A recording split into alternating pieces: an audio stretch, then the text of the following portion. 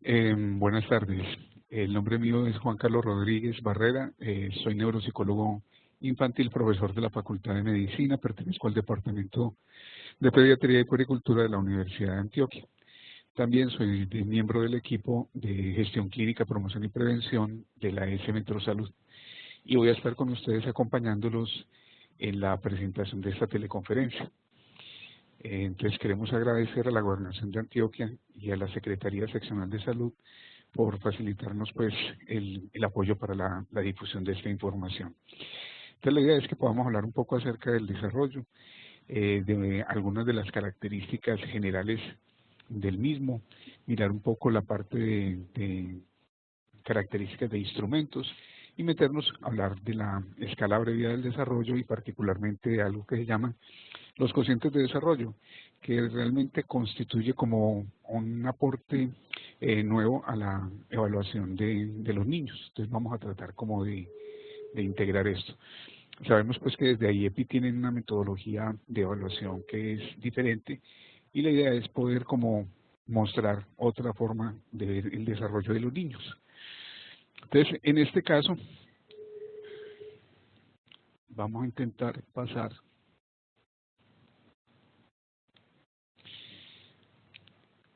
las diapositivas. Pues aparece la conferencia 11, pero nos informa en este momento que es la 10. Entonces estamos hablando de la valoración del desarrollo en el niño más que un juego. Les quiero comentar que el material que vamos a utilizar aquí es producto pues como el trabajo investigativo asistencial y de docencia que se viene organizando en Pediatría Social de la Universidad de Antioquia, pero también corresponde a parte de lo que venimos trabajando con el proyecto Promesa de la Facultad de Salud Pública, con lo que venimos realizando en lo que es el grupo de guías de práctica clínica de Metrosalud y también aportes de lo que venimos trabajando en el equipo de NACER, particularmente lo que tiene que ver la propuesta de evaluación del crecimiento y el desarrollo. Me gustaría como empezar con esta frasecita, y eso viene de una serie nueva de Lancet que salió en el 2016, donde la dedican a la parte de evaluación del desarrollo de los niños. Y una de las participantes en esta publicación es Eikeman, que es una salubrista de México y directora de OPS de este país. Y ella habla en una parte, dice que un alarmante 43% de los niños menores de 5 años que viven en países de bajos y medianos ingresos está en riesgo de tener un desarrollo inadecuado a causa de la pobreza, el retraso del crecimiento y el maltrato físico. Un mal comienzo en la vida puede afectar negativamente la salud, la nutrición y el aprendizaje, y sus efectos negativos se verán reflejados en la edad adulta, resultando en bajos ingresos económicos, generando para el país el doble de su gasto actual del Producto Interno Bruto en salud y educación. Entonces, esto es como para tratar como de contextualizar un poquito lo que venimos trabajando y la importancia que le tenemos que dar realmente a la parte del desarrollo de los niños, porque estamos hablando del desarrollo de lo que son las capacidades como ser humano, y que constituye el patrimonio con el cual ellos más adelante se van a defender. Bien, entonces, si vamos a hablar del desarrollo, es importante que podamos contextualizar lo que es el desarrollo. Pues hablamos pues del desarrollo desde el punto de vista psicológico. O sea, nosotros hablamos del niño como un ser biopsicosocial, un niño constituido biológicamente por un conjunto de órganos organizados en sistemas, dentro del cual sobresale uno que es muy importante, que es el sistema nervioso central, el cual generó las posibilidades para que se estructure ahí el aparato mental o el psiquismo del ser humano. Pero ese psiquismo en esa estructura biológica no sería posible si no estuviera dentro de un contexto social. Esto quiere decir que hay una triple relación entre las tres grandes dimensiones: lo biológico, lo psicológico y lo social. Cualquiera de estas que se puede estar como afectando por diferentes motivos va a afectar las otras. Muchas veces nos concentramos o nos centramos mucho más en lo biológico y descuidamos las otras dos dimensiones. O de acuerdo en otras disciplinas también hace lo mismo, se concentra más en lo social o en lo psicológico y abandonan las otras. Entonces aquí, esto es importante porque aquí nosotros hablamos y hacemos la diferencia que si bien para ustedes es muy claro, uno encuentra pues como para muchos de los padres que asumen que el desarrollo se asemeja o se asimila a un crecimiento. Es decir, que si un niño tiene un buen proceso de crecimiento, necesariamente va a tener un buen proceso de desarrollo. Son dos procesos que están interrelacionados, pero que tienen procesos diferentes. Entonces aquí cuando estamos hablando del desarrollo, estamos hablando del desarrollo mental. Y ese desarrollo mental se tiene que ir organizando en un cerebro y se espera que ese cerebro esté sano. Si ese cerebrito de ese niño, cuando nace, viene con algún tipo de problema, bien sea estructural o funcional, por algo que haya sucedido en sus periodos previos o en el momento del mismo nacimiento, pues no va a estar en las condiciones para que se organice adecuadamente esa estructura mental. Entonces tenemos que tener en cuenta que cuando estamos hablando de la estructura mental o de lo mental o del psiquismo, estamos haciendo referencia a esa entidad que guía la actividad del ser humano y la va a guiar a través de unos recursos, que son los recursos cognitivos, emocionales y comportamentales.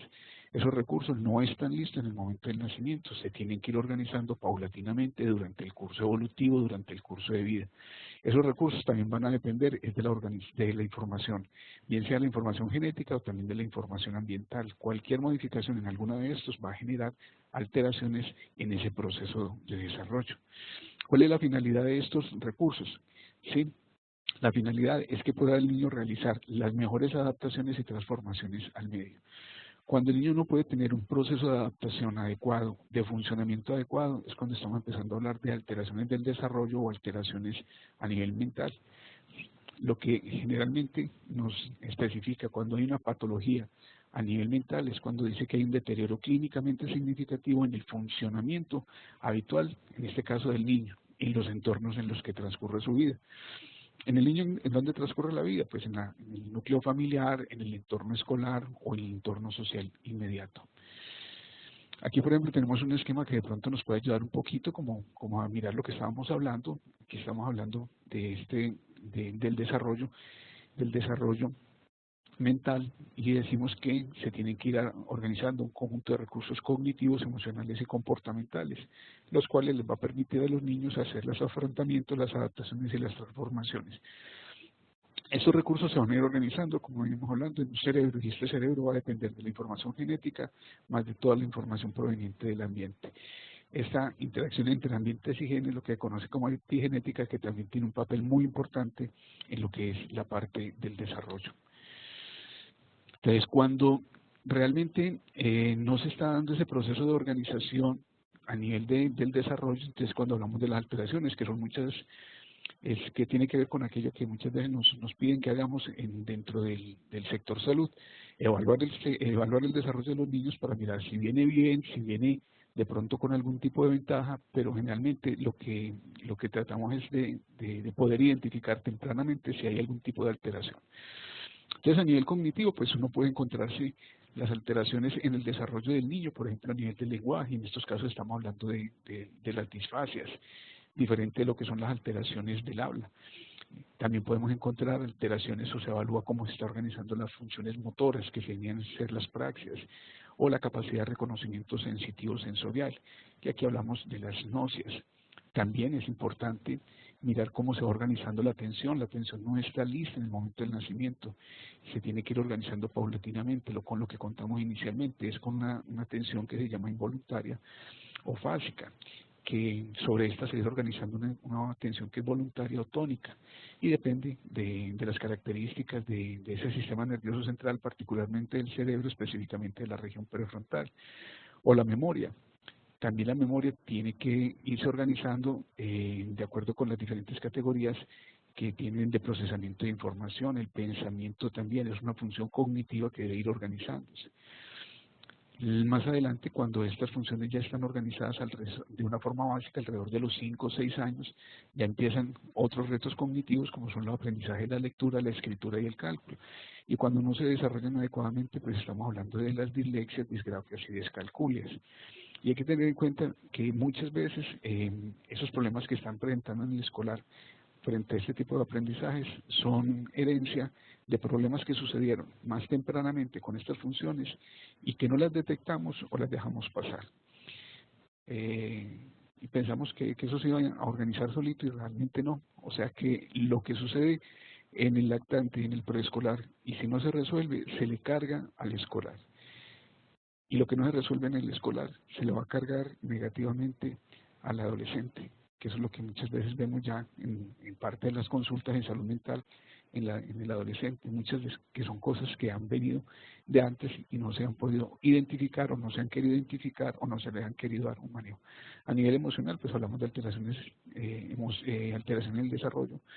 Básicamente se caracterizan por la presentación de depresión, de ansiedad, que son como los más característicos. La ansiedad se puede manifestar de diferentes formas, se puede manifestar como fobia, se puede manifestar como trastornos obsesivos compulsivos. Uno pensaría que los niños no tienen problemas a nivel de pensamientos obsesivos, comportamientos compulsivos, pero estos también los presentan. Algo que es muy frecuente en ellos tiene que ver la parte de lo que llama la ansiedad de separación, que también consultan mucho los papás en los programas de crecimiento y desarrollo. El estrés postraumático, que tiene que ver mucho con los niños que sufren estos eventos, víctimas de las violencias, de la violencia física, de la violencia sexual, o de todo lo que les toca ver en la violencia social, o en lo que son los desastres naturales. Entonces son niños que quedan con estas secuelas, presentando estrés postraumático, o a veces también presentan somatizaciones. No es algo que solamente ocurre en los adultos, sino que también se presenta en los niños.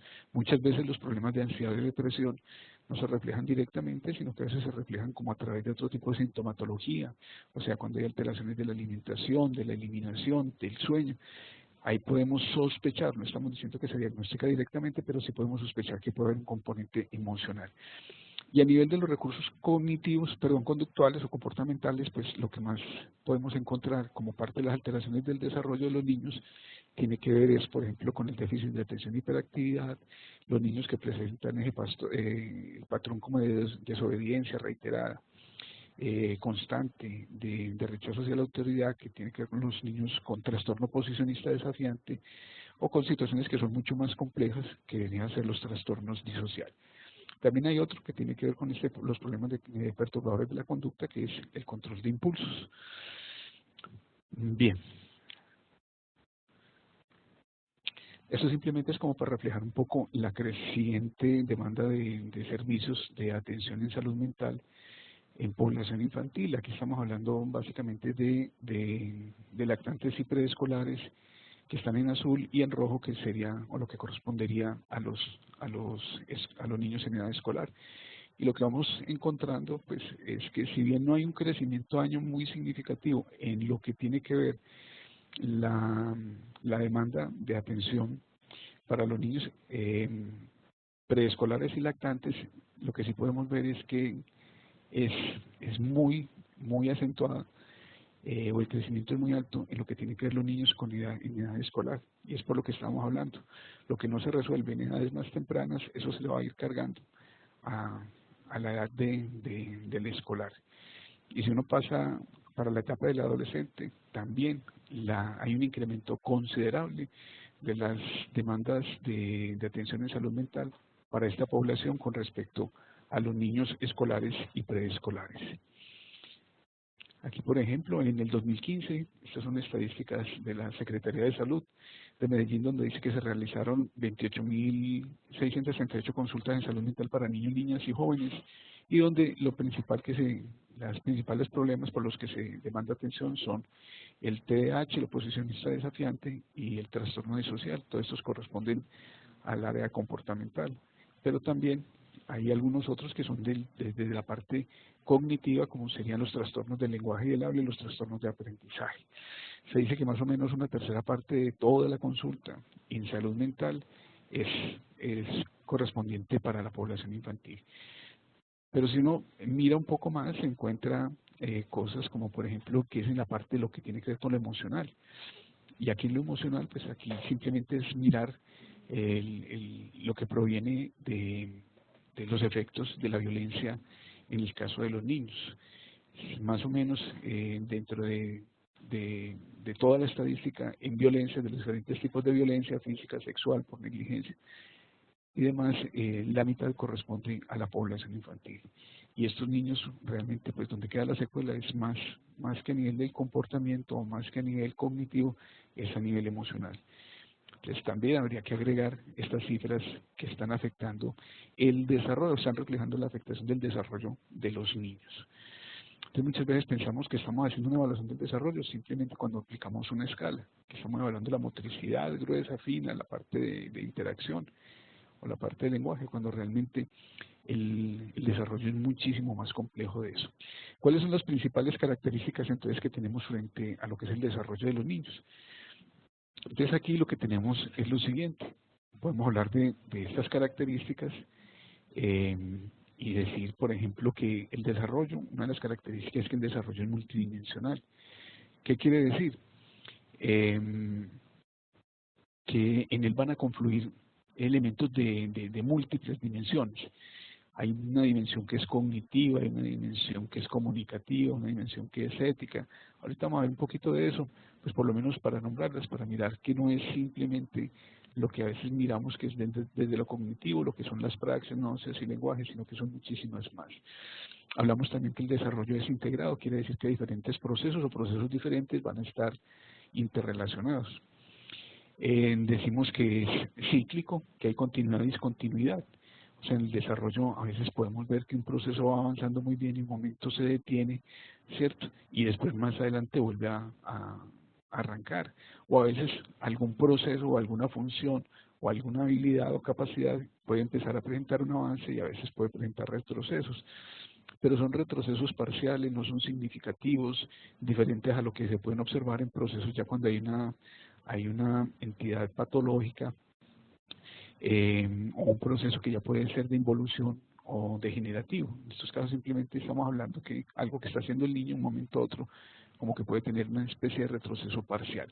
También hablamos que otra de las características es que el desarrollo es fluctuante, es decir, que existen diferencias en los ritmos del mismo niño o del niño respecto a los otros. Por eso es que muchas veces cuando se va a comparar al niño es mejor compararlo consigo mismo y no con otros niños, porque cada cual tiene su ritmo de maduración y esos ritmos de maduración están determinados genéticamente. Es muy poco lo que podemos modificar, por ejemplo, los procesos de maduración a nivel del desarrollo.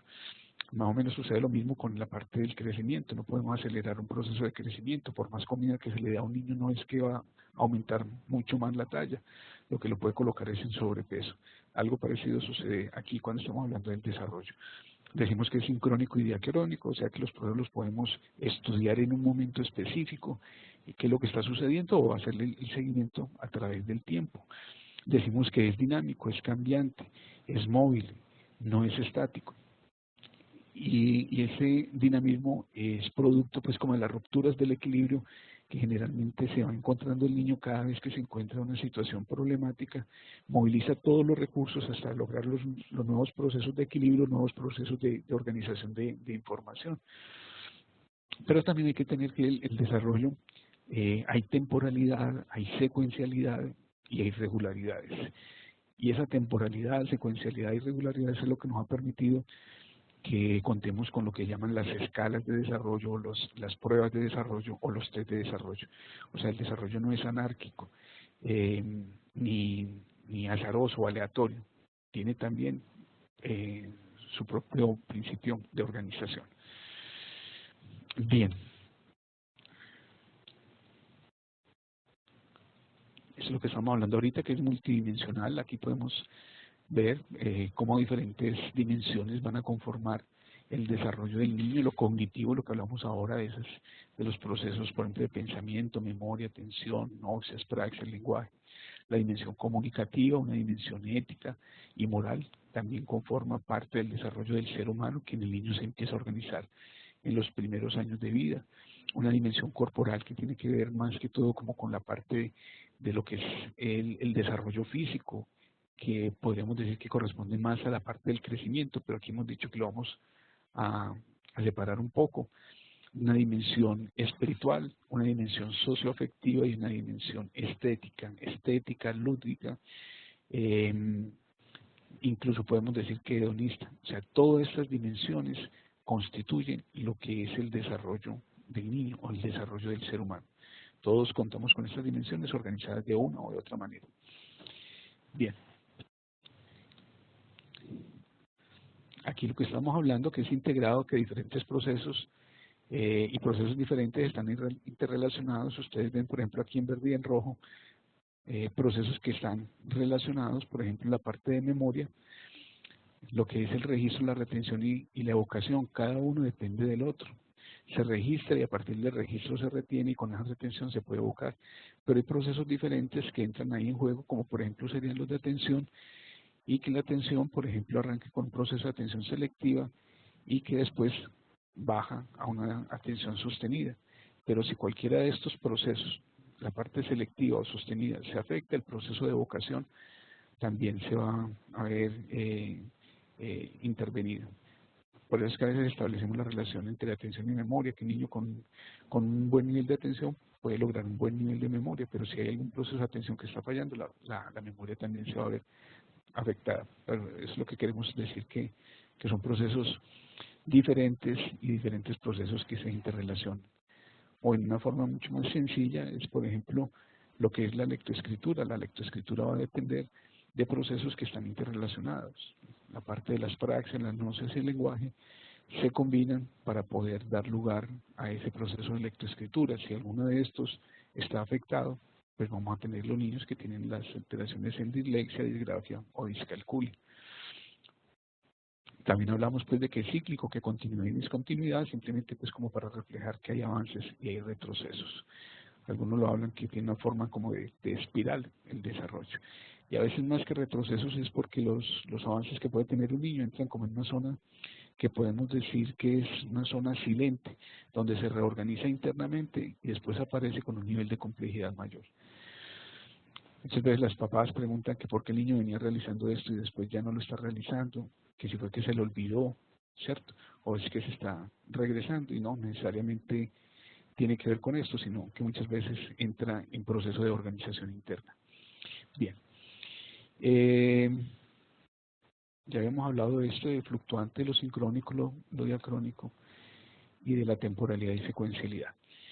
Vamos a avanzar un poco más rápido. También otra de las características que estamos hablando es que el desarrollo, pues cuando hablamos de desarrollo estamos hablando de cambios, y estos cambios van a estar determinados por factores genéticos, por factores ambientales y lo que era la epigenética que estábamos diciendo ahora. Por ejemplo, los niños que vienen con algún tipo de alteración genética, digamos en el caso de los niños con síndrome de Down, sabemos que ese desarrollo va a verse afectado. Los niños, por ejemplo, factores ambientales, un ambiente intrauterino donde hayan muchos eventos adversos, pueden ser, por ejemplo, por virus o deficiencias nutricionales o otro tipo de factores, también pueden afectar el desarrollo del cerebro y por lo tanto el desarrollo del niño. Hablamos de unos periodos que son sensibles, algunos hablan de periodos críticos, pero nosotros preferimos hablar pues como de periodos sensibles, que es desde lo biológico, lo psicológico y lo social. O sea, son los momentos como de mayor vulnerabilidad para que un evento positivo o negativo pueda afectar el desarrollo. Desde lo biológico se habla que es desde la gestación hasta aproximadamente los 2 o 3 años. Pero se hablan de los primeros 1000 días, muchas veces, porque es el periodo donde hay mayor posibilidades para hacer modificaciones a través de ese sistema. No quiere decir que esa neuroplasticidad o esas posibilidades de cambio del sistema no se puedan dar, pero van disminuyendo en función del tiempo. Desde lo psicológico podemos hablar que el periodo sensible puede ser desde antes del nacimiento, desde el último trimestre de gestación hasta aproximadamente los 5, 6, 7 añitos de vida, donde podemos decir que todos los procesos básicos a nivel mental ya se deben encontrar organizados de forma básica, no terminados, sino de forma básica. Más adelante ya empieza lo que es el perfeccionamiento de todos estos procesos o de estas funciones. Y a nivel social, podemos ver que el periodo sensible puede ir hasta alrededor de los 18 años. Hablamos de neuroplasticidad, no podemos meternos aquí, pues hay diferentes tipos de plasticidad cerebral, una que se dice que es independiente de la experiencia, que es después del periodo embrionario hasta el segundo trimestre de gestación. Hablamos de una plasticidad que es expectante de la información o del ambiente, que va más o menos desde los 6 meses de gestación hasta aproximadamente los 18 o 24 meses.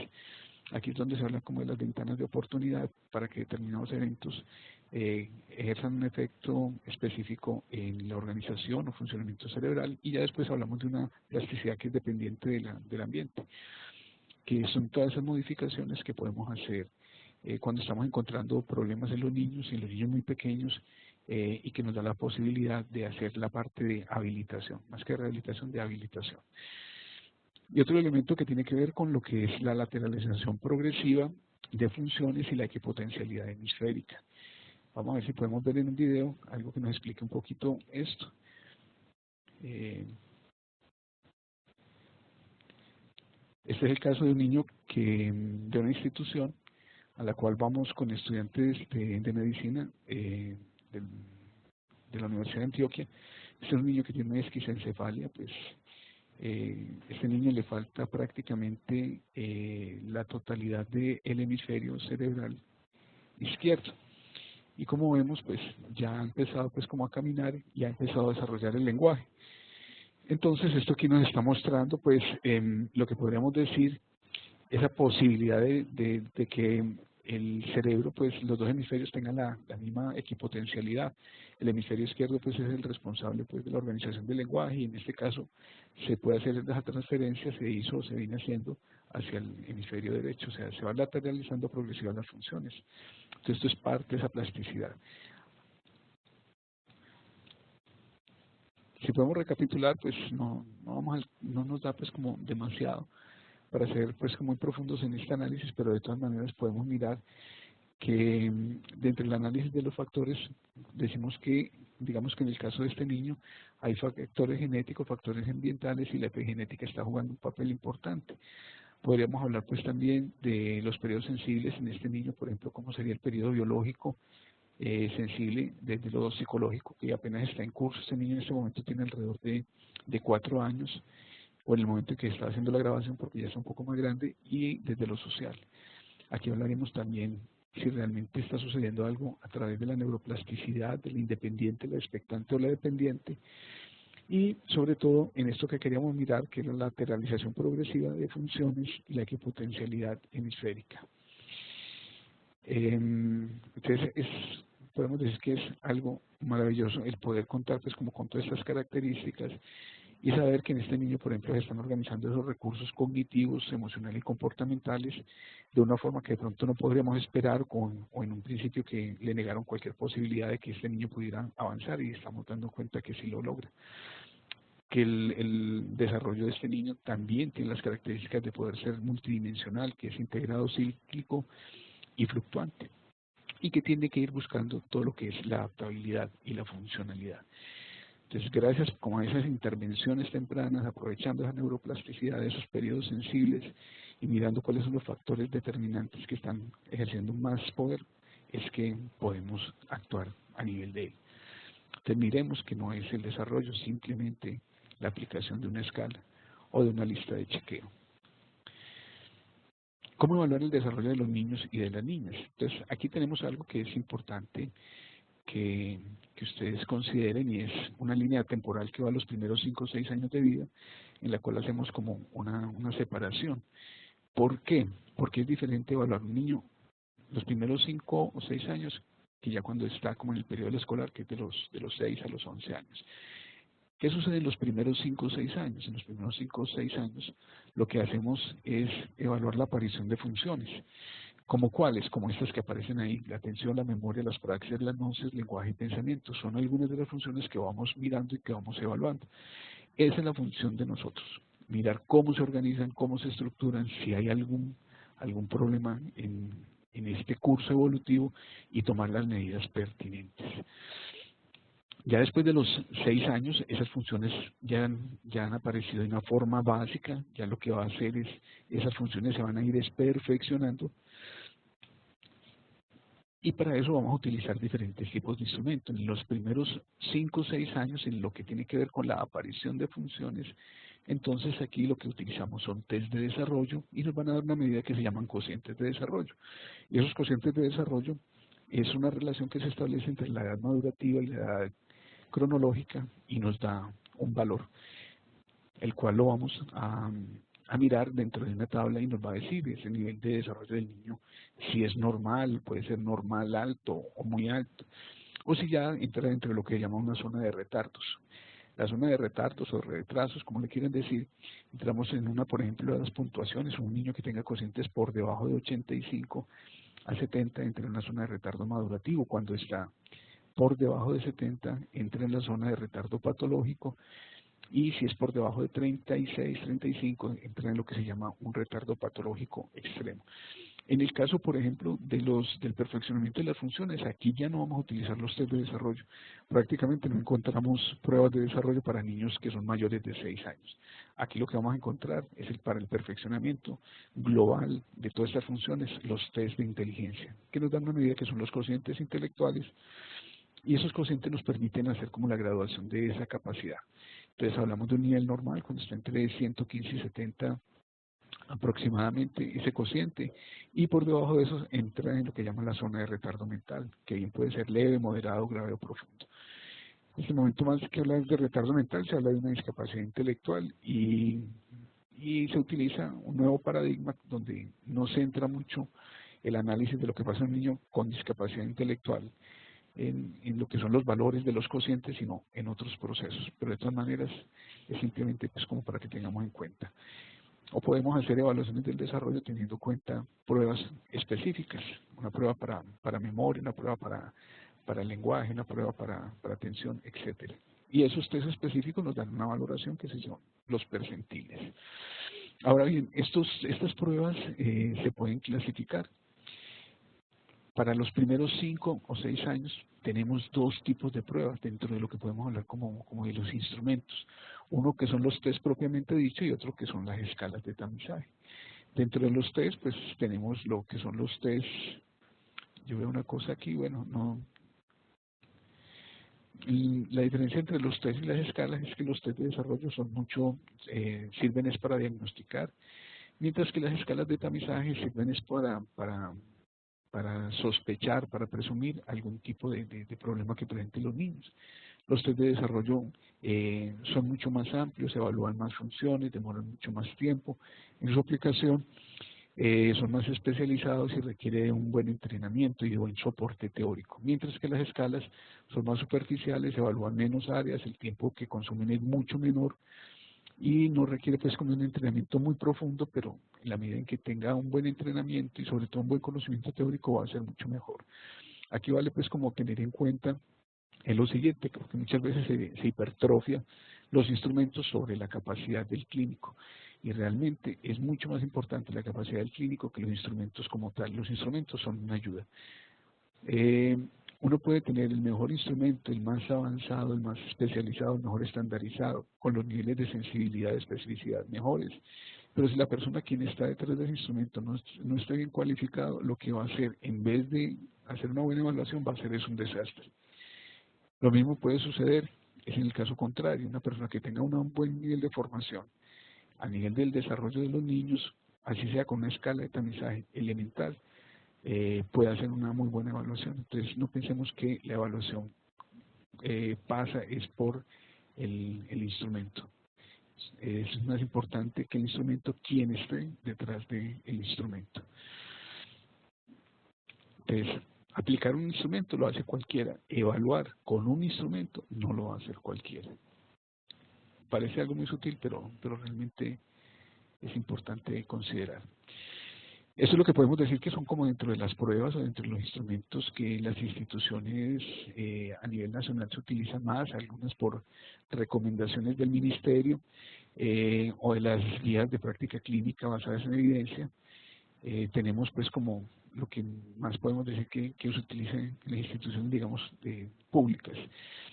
Aquí tenemos, por ejemplo, lo que recomienda la 412, que es para la evaluación del desarrollo de los niños, el programa de crecimiento, o la última guía de práctica clínica basada en la evidencia, tiene una recomendación fuerte a favor para que se utilice la escala abreviada. Pero sabemos, por ejemplo, que también evaluación de desarrollo, quizás no de la misma manera, pero se hace una evaluación de desarrollo que se realiza en IEPI. Y la forma pues como de evaluar puede ser diferente y la forma de encontrar los resultados o de interpretarlos. Tenemos otra que es, por ejemplo, de las instituciones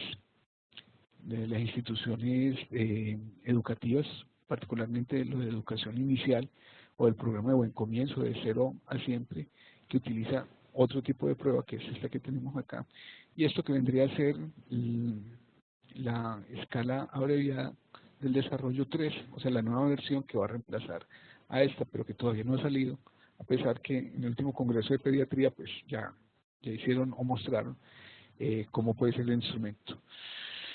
Bueno, pero no está todavía autorizado pues como la difusión de esto, entonces no podemos hablar mucho al respecto. Entonces tenemos, por ejemplo, en lo que es la parte de educación inicial, cuando los niños están en el programa de Buen Comienzo o de Cero a Siempre, pues lo que se utilizan ellos, lo que consideran es desde otro marco conceptual lo que es el desarrollo, y consideran que el desarrollo lo deben evaluar de una forma diferente. Ellos tienen en cuenta con una escala que es del Instituto Colombiano de Bienestar Familiar de 1995, que ya está revisada, y la vienen utilizando, y es una escala que es muy interesante, tiene algunas limitaciones, pero es muy interesante porque se sale de los parámetros de la gran mayoría de las escalas. Ellos no están evaluando tanto la motricidad gruesa, la fina, la parte de audición y lenguaje y personal social, sino que ellos evalúan la relación del niño con los demás, del niño consigo mismo y la relación con el mundo. Tienen aquí 9 procesos y lo que son 12 dimensiones. Entonces, esta es la hoja de respuestas, pero no nos vamos a detallar, pero entonces ellos pueden decir que si el perfil del niño, cuando evalúan si está en riesgo, si es adecuado o si es un nivel avanzado, de acuerdo pues como con lo que pueden encontrar.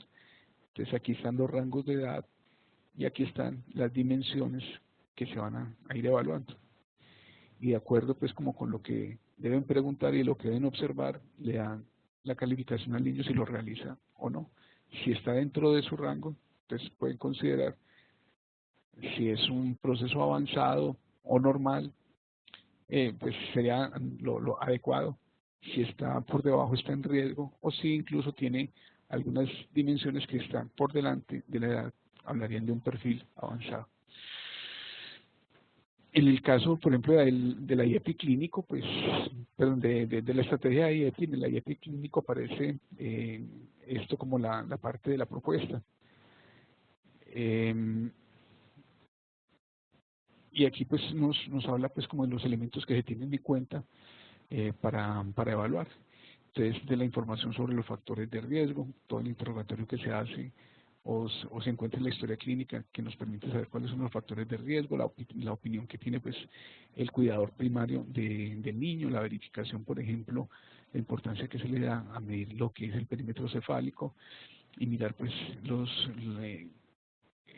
niveles en que puede estar, la presencia de 3 o más alteraciones fenotípicas y la observación de algunas posturas, comportamientos, reflejos o lo que sería lo mismo que los ítems de evaluación para cada una de las áreas. Entonces, en IEP lo que se plantea es que se evaluar de los 2 hasta los 60 meses o 5 años, 11 meses.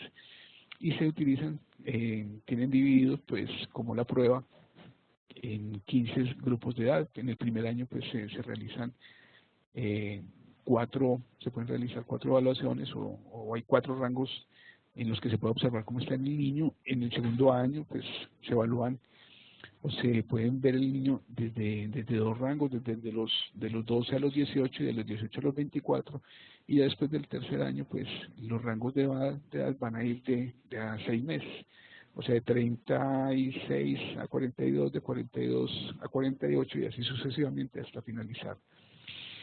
Cada rango de edad pues cuenta con 4 ítems, o sea, un ítem para motricidad gruesa, uno para fina, uno para lenguaje y otro para interacción social, y lo que se plantea es que la ausencia en el cumplimiento de uno solo de los ítems se considera significativo para tomar decisión. Aquí, por ejemplo, tenemos los componentes, son 4, las preguntas que se realizan, sobre todo pues como para determinar los factores de riesgo. Pues no voy a entrar a detallarlos porque ustedes mejor que cualquiera lo conocen ya que están dentro del programa. y ahí pues en el manual aparecen claramente detallados y qué es lo que se buscaría como en cada uno de estos. Si realizó algún tipo de consulta prenatal, pues es mucho más riesgo si una mamá no tuvo, o tuvo muy pocos controles prenatales, si hubo algún problema durante la gestación, o si el niño, por ejemplo, nació prematuro, o cuánto peso al nacer, si es un niño por debajo de los 2.500 gramos, entonces se considera que es de riesgo. Y cada una de estas da información respecto del riesgo que puede representar para el niño, pero el clínico es el que le puede dar como el peso más específico a cada una de estas variables. Lo segundo es determinar el perímetro cefálico, y aquí dentro del perímetro cefálico, pues mirar si está dentro de lo esperado, si no se sale dentro de las ni de menos de 2 desviaciones estándar o por encima de 2 desviaciones estándar, o sea, para poderlo clasificar, si de pronto es un niño con una microcefalia o macrocefalia, que determinaría pues como el riesgo. Lo otro serían las presencias de alteraciones fenotípicas, pues muchas de ellas a nivel de cara, occipucio aplanado, fontanelas muy permeables, muy amplias, nariz plana, un puente nasal ausente, implantación baja de orejas, eh, entre pues muchas de las que se pueden considerar, ¿sí? Picanto interno, boca pequeña, macroglosia, cosas como por el estilo. La presencia de esas alteraciones fenotípicas, entre otras, ayudan pues como a clasificar el riesgo. Y lo otro es la observación y el examen del desarrollo. Para eso entonces están estas tablas que le van indicando pues más o menos qué es lo que se esperaría para el niño. Entonces el hecho de que no cumpla con alguno de estos ya es una alerta y es considerado pues como con una característica especial para evaluar la parte del desarrollo. Entonces tenemos ahí pues cada uno de los rangos, nos alcanzamos pues como a especificarlas, y eso aparece pues dentro del manual. Aquí la tenemos a partir de los 2 años hasta los 6 añitos.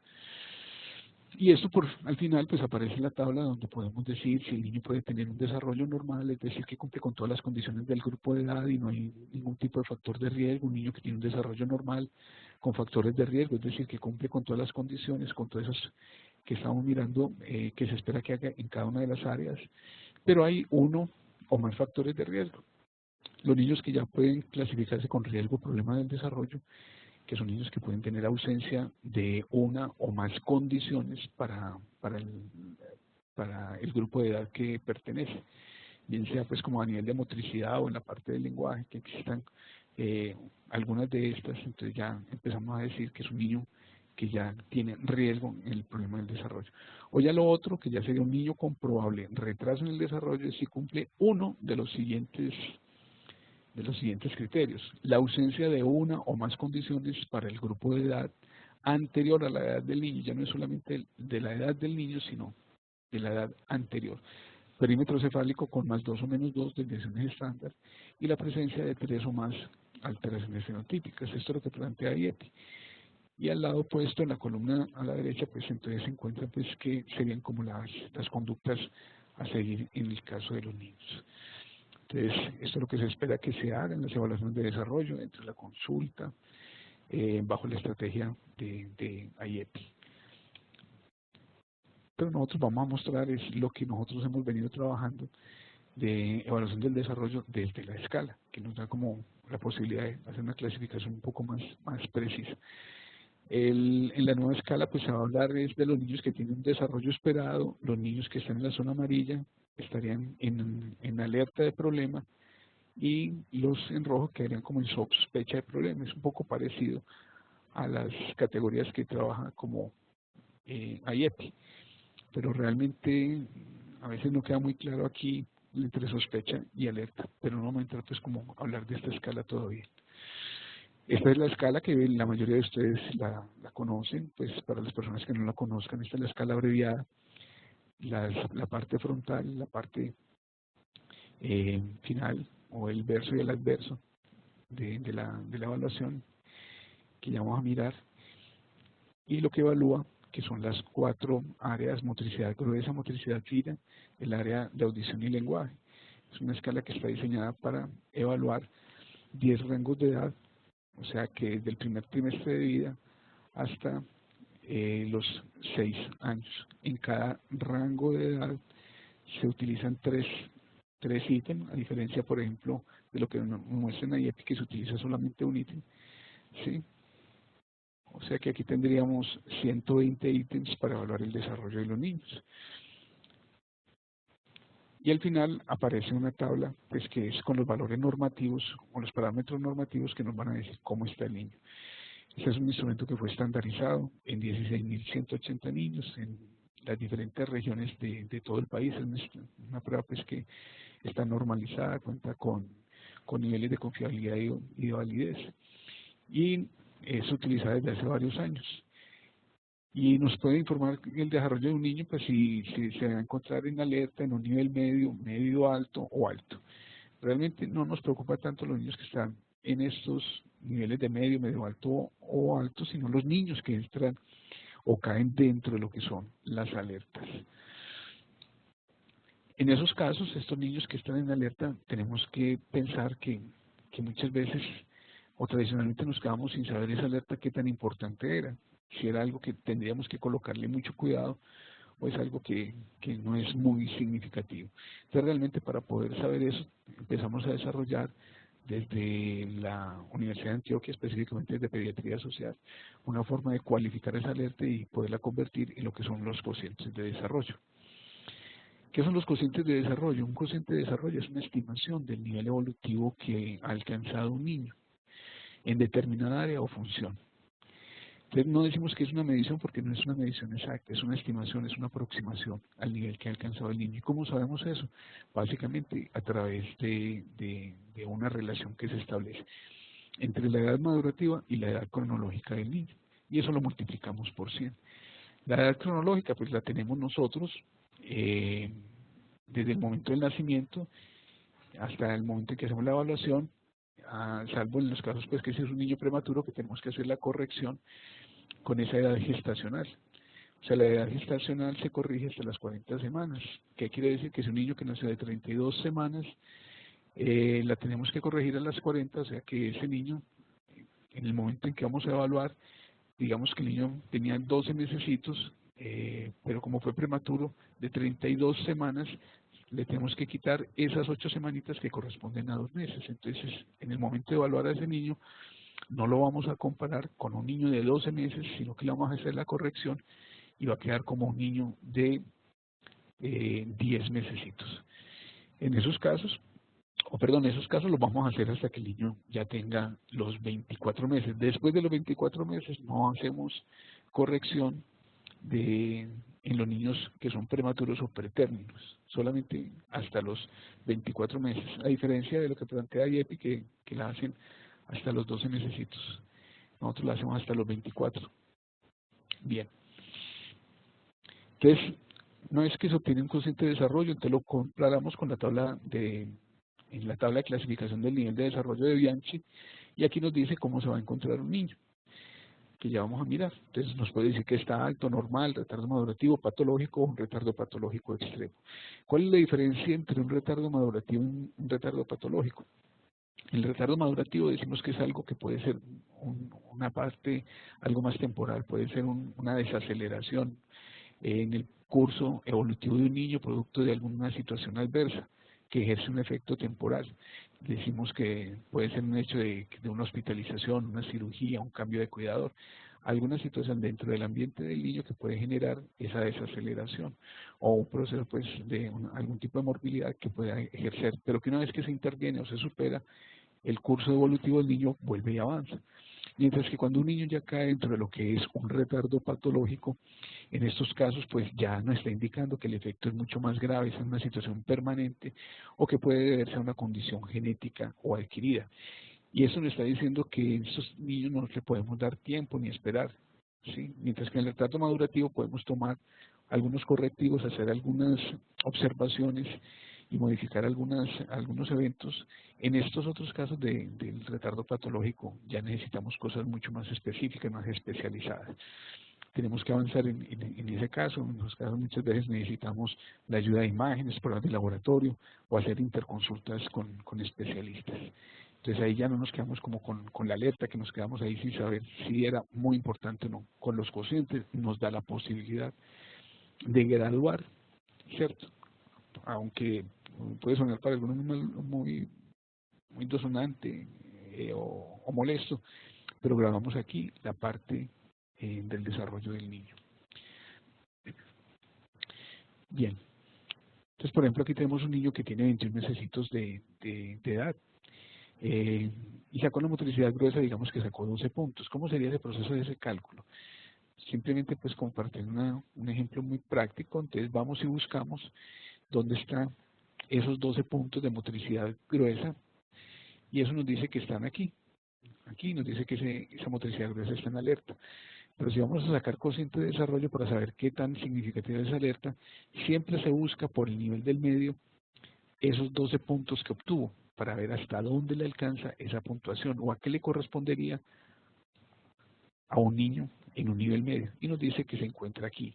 Aquí están los 12 puntos y nos dice que la edad, ¿cierto?, madurativa de ese niño está entre 10 y 12. Sabemos que la cronológica son 21 meses, pero que la edad madurativa está entre 10 y 12. Como el 12 está en el extremo izquierdo, entonces nos vamos a quedar con la edad que está en el extremo izquierdo. Si el niño hubiera sacado 13, también hubiera quedado en alerta y lo buscaríamos y nos daría que está en el extremo derecho. En este caso diríamos que la edad madurativa sería de 12. Como en el caso de este niño, sacó 12 puntos, nos quedamos con la puntuación de la izquierda.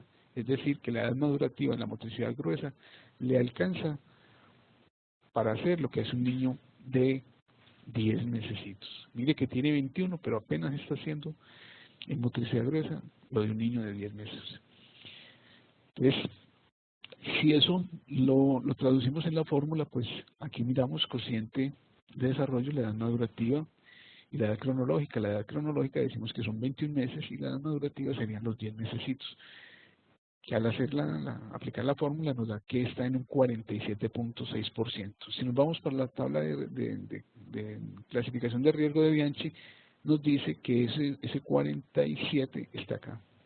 Nos dice que ese niño tiene un retardo patológico. O sea que es una condición especial donde tenemos que empezarnos a mover, tenemos que buscar de qué forma vamos a intervenir.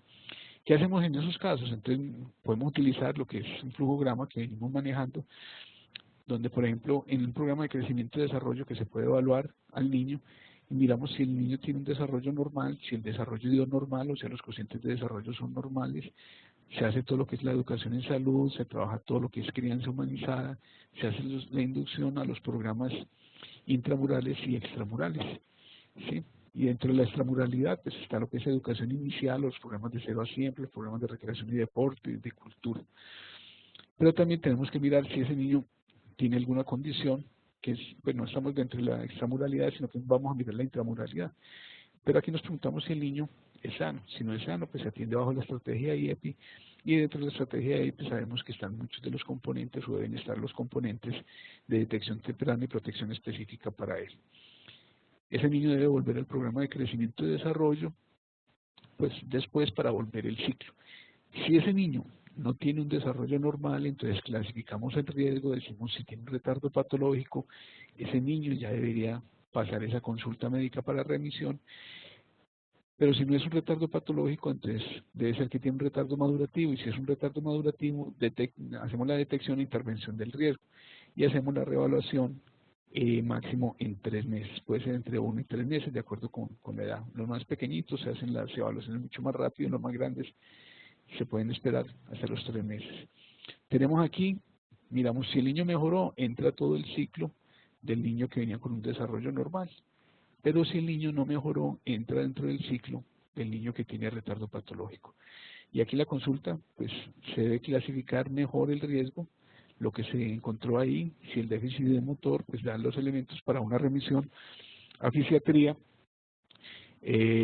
o neurología infantil, si es un déficit a nivel de lenguaje para otorrino o fonoaudiología, si es un déficit a nivel del área personal y social, remisión a psiquiatría o psicología, y si ya es un déficit global o general, una remisión para neuropediatría o pediatría. Bueno, Entonces, en estos casos, cuando ya se hace la remisión, pues como al médico, el médico puede contar con lo que venimos trabajando también, es que pueda contar con unas alertas tempranas que le ayuden un poco más pues como a la clasificación de esto. Estas serían las alertas tempranas para el neurodesarrollo con las cuales se eh, podría utilizar el médico que está a cargo pues, del caso del niño. Aquí sería para la motricidad gruesa, fina, la parte del lenguaje personal social. Y daría pues como todos los signos que pueden estar presentando los niños y que podría ser la explicación para este caso.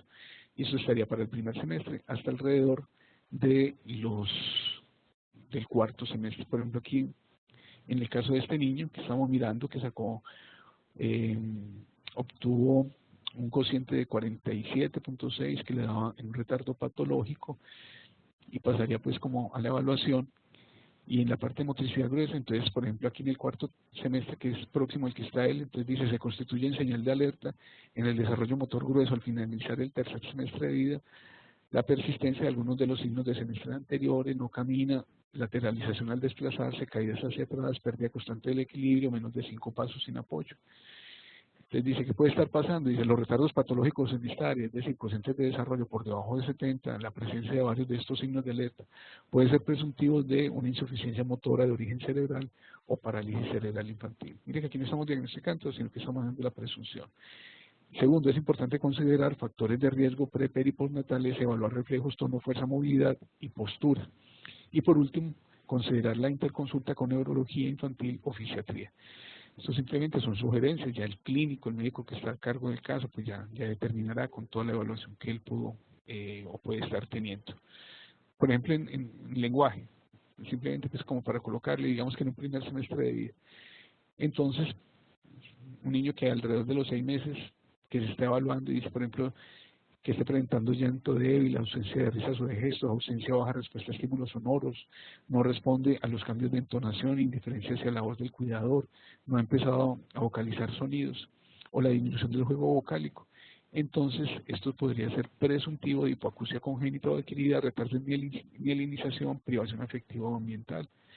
Descartar, segundo, pues lo que se dice es descartar alteraciones conductivas neurosensorial o considerar riesgo para disfasia o un trastorno del espectro autista. Ojo, no estamos diagnosticando, sino que estamos diciendo que es considerar el riesgo para que más adelante se pueda presentar alguno de estos. La otra observación, la tercera, es que dice revisar el tamizaje auditivo, pues si se le han hecho veras, pues ahora sabemos que a los niños les debe realizar veras desde recién nacidos, o las emisiones otoacústicas. Y por último, considerar la consulta con otorrino. Entonces, estos son alertas para cada una de las 4 áreas, y está a los 6, a los 12, a los 18, a los 24 y a los 30 meses. Bien.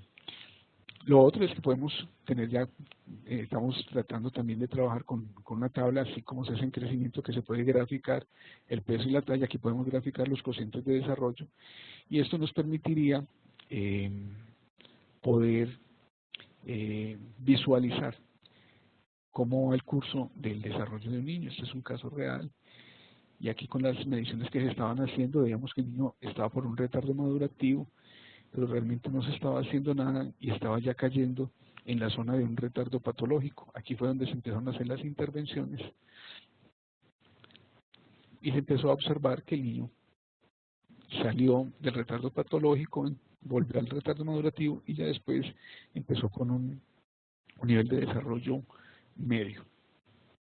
Aquí lo observamos.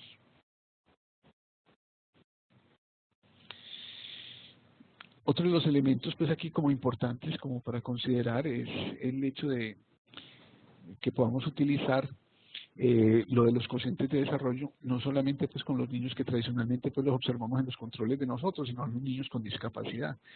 Los niños con discapacidad muchas veces son rechazados dentro de los niveles de atención primario, que por considerar que no deben ser evaluados ahí, o que no hay la forma de evaluarlos, cuando en realidad podemos evaluarlos con los mismos instrumentos, en este caso con la escala abreviada, y sacar los cocientes de desarrollo. Y con los cocientes de desarrollo podemos saber cómo está avanzando. Es más, esos cocientes de desarrollo constituyen la línea de base para cualquier proceso de intervención. Si estamos, por ejemplo, ante el caso de un niño que digamos que tiene riesgo para una disfasia, un trastorno del lenguaje, y se empieza pues a hacer la remisión en los estudios por otorrino, después la intervención por fonoaudiología, podemos volver a evaluarlo más adelante y mirar si esos cocientes de desarrollo han cambiado o no. Aquí simplemente pues es como para mostrar dentro de una investigación que estamos realizando en la Universidad de Antioquia durante 9 años, nos permitía construir las curvas de desarrollo para los niños con síndrome de Down. Y podríamos decir que en el caso de ellos, ellos tenían unos cocientes que pueden estar entre la franja entre 50 y 70. Son los valores de los niños con síndrome de Down, por lo cual si evalúa un niño con síndrome de Down y los cocientes de desarrollo se encuentran dentro de este rango de 50 a 70, podemos decir que está avanzando satisfactoriamente para su condición genética. Entonces, esto fue lo que se hizo, pues realmente no podemos disponer de esta información porque está en publicación, pero simplemente para que lo tengan en cuenta. Bueno,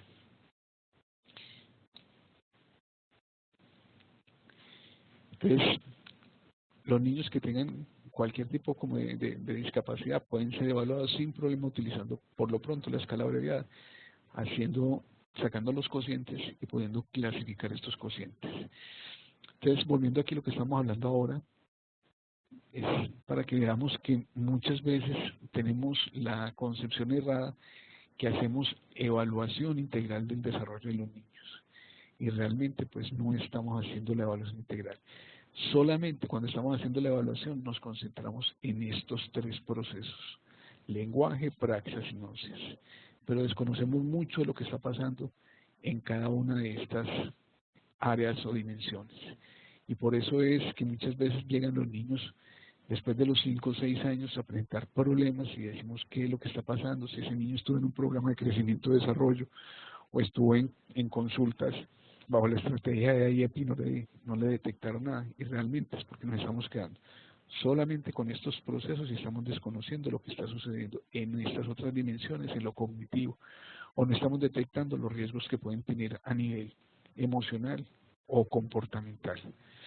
Por eso es que también dentro de lo que nosotros hemos querido es tratar con algo, y es ampliar como el rango de evaluación. Mire, esto aparece en un artículo de 2010 y del 2012, donde se hace como un seguimiento a los niños. Se dice: los niños con ansiedad, con conducta negativista desafiante y los niños con conducta disocial presentan un mayor riesgo de psicopatología en la edad adulta. La identificación temprana y los tratamientos efectivos de estos problemas pueden reducir la continuidad de la psicopatología a largo plazo. ¿Qué quiere decir? En estudios que han hecho de seguimiento de 24 años, niños que los evaluaron en el periodo preescolar y escolar y encontraron este patrón de conducta o este patrón de problemas a nivel del desarrollo y no los intervinieron, cuando 24 años después empezaron a encontrar los cuadros de psicopatología más complicados. Muchos de ellos pueden estar asociados al consumo de sustancias, trastornos de ansiedad, de depresión o conductas delictivas. Entonces, eso nos está diciendo es que tenemos que tener mucho cuidado en la parte de, de poder evaluar y de identificar tempranamente eso. Dice: la aplicación de los programas de prevención e intervención temprana de los niños preescolares mediante el entrenamiento a padres, o sea que aquí no estamos hablando de la intervención directa de profesionales, sino de entrenamiento a padres, ha demostrado sus efectos positivos para modificar la persistencia y la progresión de los trastornos del comportamiento a largo plazo. Entonces tenemos que tener en cuenta eso. En este momento, dentro de lo que podemos observar a nivel de ciudad, y yo creo que en muchas de las partes que están por fuera del área metropolitana, en los municipios, se puede encontrar también mucho del problema disocial, los niños que están presentando conductas o patrones de conducta supremamente agresivos, lesivos, destructivos, dañinos, incluso desde edades muy tempranas. Eso es lo que se constituye en los cuadros de lo que llaman los niños con un trastorno disocial o riesgo para presentarlo. El problema es que cuando ya pasan los 18 años ya no es un trastorno disocial, sino que se convierte en un trastorno antisocial de la personalidad. Esos son los niños o las personas que ya consideran que son los sociópatas o psicópatas. Entonces, esos niños se pueden intervenir siempre y cuando se detecten tempranamente, y eso no lo estamos haciendo. Y esos son los que empiezan a constituir con nuevos perfiles tempranamente, con cuadros de ansiedad, de depresión, de trastornos de conducta, que lo llaman los perfiles de disregulación, o perfiles que podemos decir como de disfunción prefrontal. que también deberían de nosotros poderlos identificar tempranamente. Nosotros en este sentido, no solamente por eso, sino por los otros niños que tienen otro tipo de alteraciones en una etapa más avanzada de la vida que pudieron ser prevenidos, queremos, por ejemplo, también trabajar, y lo vamos a empezar a hacer con lo que es la parte de vigilar los signos de alerta a nivel emocional, a nivel cognitivo y conductuales, a partir de los niños que tengan los 2 añitos y medio o 3 años. En estos casos, pues, mirar como signos de alerta, no es con pruebas profundas ni nada, sino que simplemente es en el interrogatorio, en la conversación con los padres o en la observación que podamos tener si el niño está, por ejemplo, teniendo problemas de sueño. O sea, los niños que están presentando los problemas a nivel de, digamos que de pesadillas, terrores nocturnos, la somnilalia, la somniloquia, puede ser un indicativo de un problema emocional o problemas a nivel de alimentación. Esos niños que tienen hiperfagia o una inapetencia persistente o lo que puede ser pica, trastornos de la eliminación como la enuresis o la encopresis, o los niños que tienen la alteración en el juego, quejas somáticas o interacción social, o en cada una de esas. No decimos que porque un niño, por ejemplo, pueda tener pesadillas o terror nocturno, inmediatamente tiene un trastorno, un problema a nivel emocional. No, es cuando, como dice aquí abajo, se constituyen en alertas cuando generan problemas significativos en la adaptación o la funcionalidad del niño en el grupo familiar, escolar o social. Entonces, cuando eso se está convirtiendo realmente en un problema entre el núcleo familiar o el escolar o entre el ambiente donde el niño está desempeñando, entonces en esos casos hablaríamos nosotros de que puede ser una alerta emocional o a nivel cognitivo, por ejemplo aquí las conductuales. Esos niños que están presentando una conducta rebelde y agresiva, pues sabemos que los niños pequeños tienden a manifestarlo, pero si está generando un deterioro clínicamente significativo, pues ahí es donde se considera una alerta. Baja tolerancia a la frustración o pataletas frecuentes, más allá de las que tradicionalmente se observan en ellos. Actividad motora excesiva para la edad, explosiones de ira, enojo. Entonces, cada una de estas, poderlos ir registrando nos permite empezar a hacer intervenciones. Si eso se está presentando en 2 periodos consecutivos o se está presentando en periodos intermedios, se considera pues que es para hacer remisión, para que alguno de los especialistas nos pueda como orientar y saber qué podemos hacer al respecto. Bien. Entonces podemos decir pues como en resumen, dentro de lo que estamos haciendo nuevo en pediatría, en la evaluación del desarrollo, y que lo queríamos como compartir con ustedes para que tuvieran en cuenta, que puedan de pronto se pueda apropiar o tener en cuenta, pues no sé si dentro de la estrategia de IEPI, pero la idea es que se pueda ver, es por ejemplo esto, lo que estamos hablando aquí, es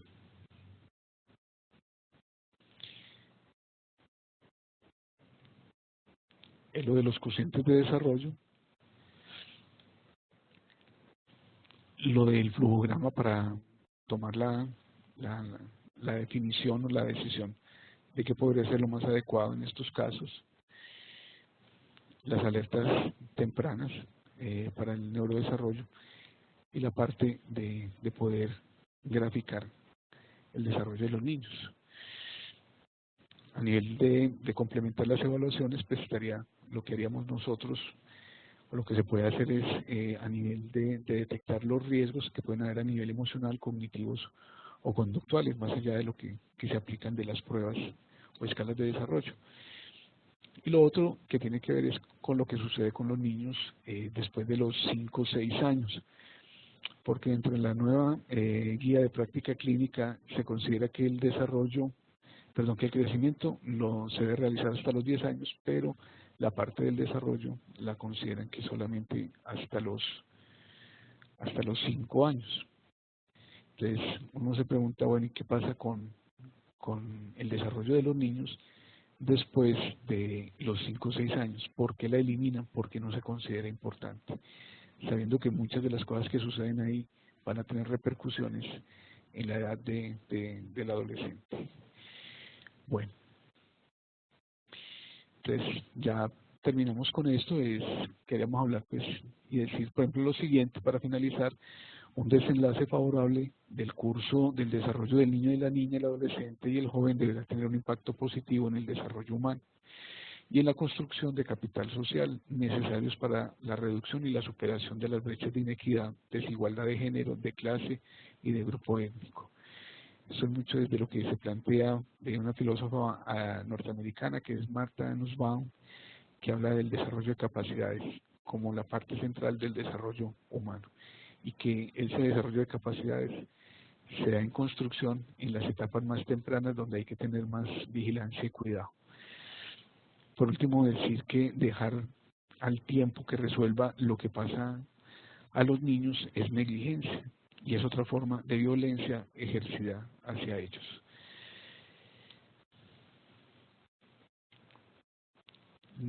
Ya para despedirnos, recordar la conferencia, entonces ya no sería la 12, sino que sería la 11, que sería por el doctor Carlos Bernal, que hay de nuevo en la atención a los niños con enfermedades prevalentes. Y serían las novedades desde lo que sería IEPI. Entonces, con esto pues ya daríamos como por cerrada la presentación y finalmente pues darle las gracias a ustedes. Bien, vamos a hacer un momento para poder meternos pues como a lo del chat o a pedir la asistencia aquí de Alonso que me pueda colaborar para cambiar el modo para mirar cómo hacemos esta parte. Dame un momento, por favor.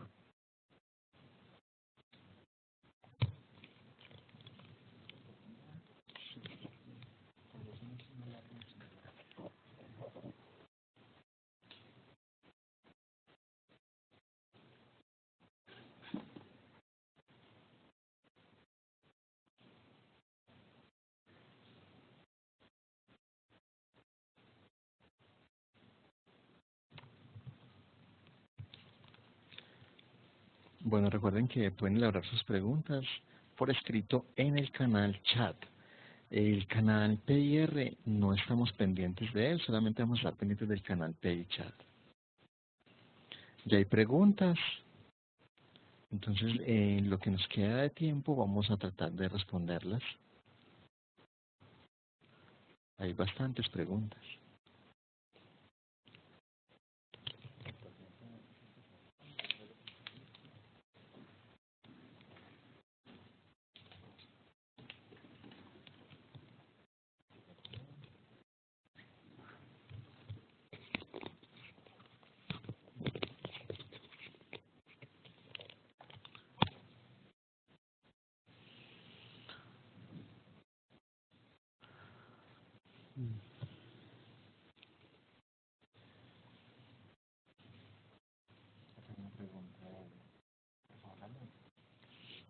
A ver si le va a salir tan pequeño. Edwin Andrés Guzmán. Todas estas alteraciones se pueden presentar durante el desarrollo del tubo neural por falta de micronutrientes en la madre. No podríamos especificar que todas estas se puedan presentar, pero sabemos que algún tipo de afectación en la formación del tubo neural podría darse. Lo que pasa es que es difícil establecer como una correlación que sea exactamente y que sea pues como otorgada a ellos.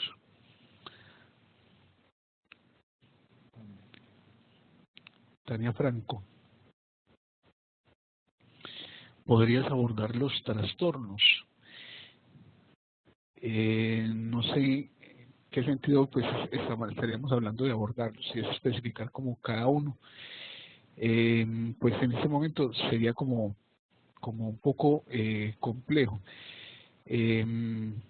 porque si estaríamos pues como diciendo de la explicación, que me gustaría que me especificara esto es si es explicar cada uno de ellos o si nosotros desde el sector, dentro de lo que hacemos, podemos hacer el abordaje para el tratamiento o el manejo de los mismos, que serían dos cosas como diferentes, entonces no alcanzaría a entender bien la pregunta, si me la puede como aclarar, le agradecería.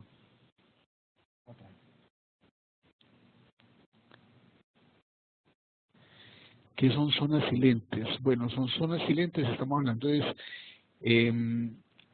cuando en el curso del desarrollo de un niño alguna función que se está organizando está manifestando como algún progreso y de algún momento a otro ese comportamiento que el niño está teniendo desaparece. Muchas veces entonces la mamá dice, ¿por qué el niño de pronto estaba empezando a gatear y dejó de gatear, ¿sí?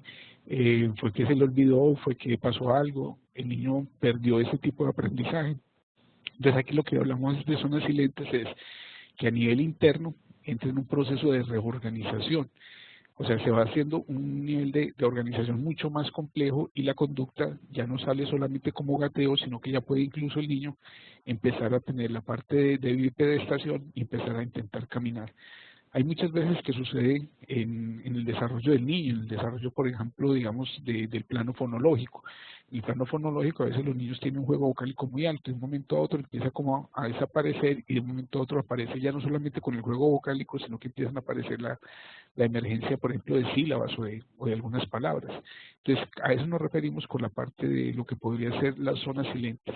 Simplemente es un constructo para hablar de un proceso interno que sería como de acomodación, si lo quieren, en términos de Piaget.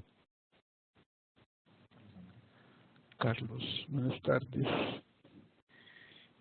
Tengo una duda en cuanto a las alteraciones del desarrollo infantil en lo conductual, teniendo todo en cuenta lo que se está viendo en la actualidad con los niños que llaman transgénero, disforia de género, antes considerada como un desorden de identidad de género y que ahora es reconocida como un desorden mental en el DSM-5. Podría considerarse como una alteración conductual o del desarrollo, o más bien relacionado con el área emocional, un desarrollo emocional. Pues realmente pues con el caso como de la disforia de género pues se considera pues como una alteración del desarrollo, pero catalogarla como específicamente si podría ser, doblete un momentico, podría ser más como de parte del desarrollo emocional, es más que todo por las implicaciones que puede estar trayendo esto, pero no le podría como responder muy precisamente respecto a esto. Ahí uno lo que encontraría que dentro de ese proceso de identificación del niño, pues hay elementos que son más de tipo cognitivo, pero también hay una repercusión dentro del emocional que se refleja en lo conductual. Pero no le podría como responder más allá de eso, no tendría los elementos suficientes para ello.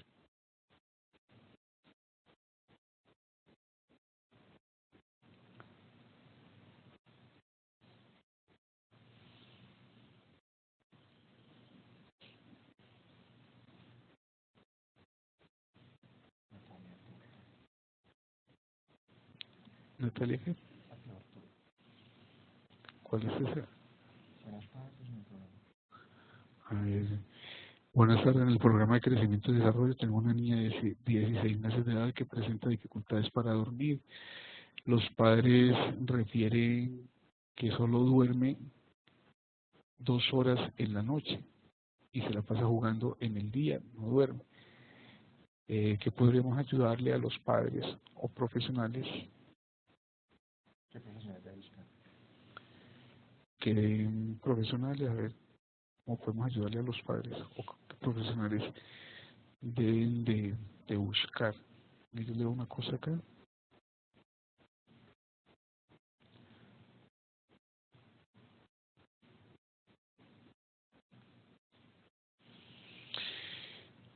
Bueno, pues inicialmente pues se consideraría que sería importante hacer una evaluación, la evaluación por el neurólogo, pues como para descartar algún tipo pues como de alteración en esto y mirar lo otro que sería la parte de higiene del sueño. Hay niños pues que requieren menos tiempo de sueño, pero solamente pues el hecho de tener 2 horas en la noche y no dormir en el día, pues sí se consideraría que es un caso pues que sería más bien atípico.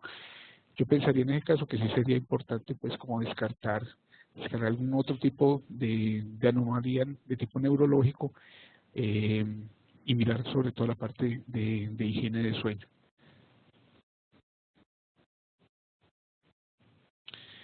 Es normal que un niño de 2 años todavía no pronuncie palabras claras y en lugar de esto solo se exprese con balbuceos o pronunciando únicamente palabras como papá o mamá. Bueno, mire, en lo que tiene que ver con la parte del desarrollo del lenguaje, alrededor de los 2 años, entre los 18 y los 24 meses, muchas veces hay falsos positivos. ¿En qué sentido? Muchas veces cuando los papás empiezan a comentar o incluso en una evaluación que el repertorio comunicativo del niño se limita a una o dos palabras y que solamente presentan lo que es balbuceo, pero sobre todo lo que utilizan es mucho la señal o el señalamiento como forma de comunicación, hay que empezar a descartar si realmente hay una alteración en el desarrollo del lenguaje o lo que puede ser es una práctica de crianza inadecuada. Cuando los niños están alrededor del año, los 18 meses, utilizan mucho lo que es el señalamiento para hacerse entender. Entonces muchas veces la mamá simplemente con el niño que diga mamá y señalan, inmediatamente la mamá trata de interpretar todos los gestos que hace el niño. Entonces el niño no tiene ningún tipo de necesidad para esforzarse para pronunciar nuevas palabras o hacerse entender. Entonces simplemente dejan el señalamiento como valor comunicativo y los padres muchas veces permiten que esto suceda. En estos casos, cuando se trata de identificar que ha sido más por un mal manejo, una pauta de creencia inadecuada, se corrige y se le exige al niño pues que no se lo va a entender de esa forma, el niño pues se puede molestar al principio, pero luego logra como tener la corrección adecuada. Es diferente si estamos viendo que es que el niño realmente el repertorio desde lo fonológico, desde lo semántico, que no solamente son las dificultades para expresar, sino para comprender, se están afectando, entonces ahí sospecharíamos que realmente hay un problema en la parte del lenguaje. Entonces lo que quiero decir con esto es que puede ser por una pauta inadecuada de crianza, de entender los gestos o que los gestos tengan valor comunicativo a estas edades, o lo otro es poder identificarlos de una mejor forma con las escalas de desarrollo o las escalas, la parte del lenguaje. Entonces básicamente sería eso. Entonces, después de los 18 meses, el gesto, el señalamiento no puede tener como valor comunicativo mayor a la emisión de palabras.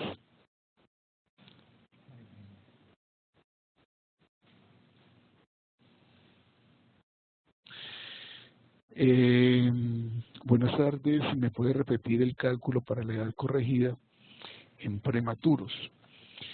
Sí, lo que se hace en la parte de los prematuros o pretérmino, o sea, los niños que son menores de 37 semanas de edad gestacional, lo que se va a tener en cuenta son esas semanas o esos meses que se le quedaron debiendo hasta llegar a las 40 semanas de gestación.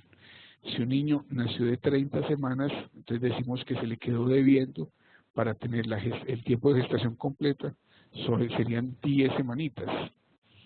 O sea que a ese niño hay que considerar, en el momento en que evaluemos, restarle esas 10 semanas que corresponden a 2 meses y medio. Entonces, si el niño tiene, por ejemplo, 6 meses y fue un niño que nació de 36 semanas de gestación, entonces lo que deberíamos de hacer es a esos 6 meses quitarle el tiempo que se le quedó debiendo, que fueron de 4 semanas, es decir, un mes. Entonces ese niño no lo podemos considerar como un niño de 6 meses, sino de 5 meses, y así lo vamos a evaluar o así lo vamos a comparar en cualquier tipo de escala que estemos evaluando. Esa corrección de la edad gestacional se va a hacer hasta los 24 meses, hasta los 2 añitos. Se considera que a los 2 añitos de edad los niños ya se han equiparado con los otros, con los que son niños a término. Entonces no se hace necesario hacer más corrección.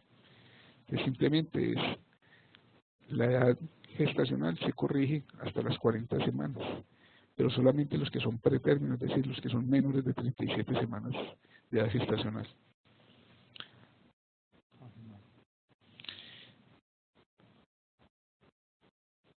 A ver, si los instrumentos no son completos para valorar a los niños, solamente estamos valorando 3 ítems. Desde la universidad o la gobernación está manejando algunos cambios para establecer en este tipo de atención. Y no, a ver, vuelvo a leer que no entendí bien la pregunta, discúlpeme. Dice, si los instrumentos no son completos para valorar a los niños y solamente estamos valorando 3 ítems, desde la Universidad de la Gobernación está manejando algunos cambios para establecer este tipo de atención y lograr una mejor valoración de los niños. Mire, realmente pues se utiliza en el caso de IEPI, pues se utiliza es un ítem por área. un ítem para motricidad gruesa, uno para motricidad fina, uno para lenguaje y uno para interacción social, o sea que serían 4 ítems para rango de edad. Mientras que, por ejemplo, en la escala, lo que se utilizaría serían 12 ítems. En eso sería como la diferencia. Desde la gobernación, no sé, lo que nosotros estamos haciendo desde la propuesta que se viene trabajando con NACER y la Secretaría de Salud, es dentro de la evaluación del desarrollo poder complementar la escala con los otros indicativos o con las otras alertas. Sabemos que el Ministerio tiene la propuesta ya lista de una nueva escala de brevedad del desarrollo que está como actualizada, pero que todavía no la ha puesto como en funcionamiento. No sé pues si hay algún cambio específico que se pueda dar pues, desde la gobernación, desconozco esto, pero desde la alcaldía sí se va a mejorar sobre todo la parte de metodología para evaluar la parte de crecimiento y desarrollo de los niños. Alejandra. ¿Cómo puede evaluarse el desarrollo de los niños mayores de 6 años en el consultorio, o al menos qué ítems serían más importantes de evaluar? Bueno, nosotros también venimos trabajando desde la Universidad de Antioquia en esta propuesta, y es poder tener una prueba que se llama tamización del desarrollo de los niños en edad escolar. Y son 70 preguntas que se pueden hacer a los padres o al cuidador primario y que nos permite identificar los problemas que puede estar presentando el niño o el riesgo para desarrollar problemas, por ejemplo, a nivel cognitivo, emocional o comportamental. Ahí no se evalúa motricidad gruesa, ni fina, ni nada. Se evalúa el riesgo que pueden tener los niños para esto. Entonces, para ello, en la parte, para evaluar el riesgo a nivel cognitivo, entonces tratamos de identificar si hay un riesgo para los que niños estén presentando problemas de atención o problemas de aprendizaje. A nivel emocional, si está presentando síntomas de ansiedad, de depresión. A nivel de conducta, se está presentando problemas de conducta agresiva, de riesgo para trastorno disocial, de oposicionista desafiante y de hiperactividad. Y una última escalita que nos daría eso es para mirar los niveles de adaptabilidad o de funcionalidad del niño. Entonces es una prueba que no sé si a lo podemos aquí volver un poquito, no estamos en la última, no antes, un poquito antes, no antes. Este era un ejercicio, sí, pero no alcanzaba el tiempo. Ah, no, espérate, hacia abajo.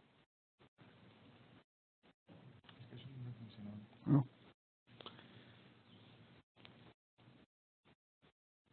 no, más.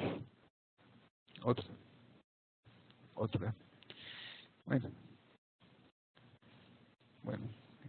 Bueno, no alcanzamos ahí, como no alcanza a ver. Pues, esto es la propuesta que se empieza a trabajar para, nosotros ensayándola en pediatría con estudiantes de medicina, en los campos de práctica. Esto sería el cuestionario que se utiliza y nos ha permitido identificar los niños si tienen problemas a nivel cognitivo, si serían problemas de atención o de aprendizaje, a nivel emocional, lo que tendría que ser problemas de ansiedad o de depresión, y a nivel de comportamiento serían los problemas de conducta agresiva y los problemas de hiperactividad. Y lo último, que sería una escala de adaptación. Entonces esto nos permite clasificar el riesgo, si es un riesgo bajo, medio, leve, moderado o severo, y de acuerdo con eso tomar conductas.